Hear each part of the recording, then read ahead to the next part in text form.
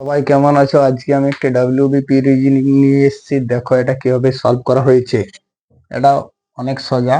মান ধরে ধরে এইচ এর মান 8, ভি এর মান 22, এন এর মান 14। এটাকে ওরা করেছে 14 আর 8 22। সেরকম এই লাইনটা কি করেছে দেখো, ডি এর মান 4, ও এর মান 15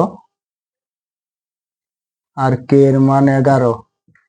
ওরা কি করেছে 11 প্লাস 4 সমান 15। সেরকম এটা কি করেছে দেখো, এল এর মান 12, এস এর মান 19। তাহলে এটা 7 বসাতে হবে, মানে জি এর মান 7।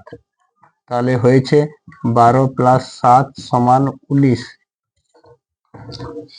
চ্যানেলটি যদি ভালো লাগে তাকে সাবস্ক্রাইব এবং লাইক করে দেবেন।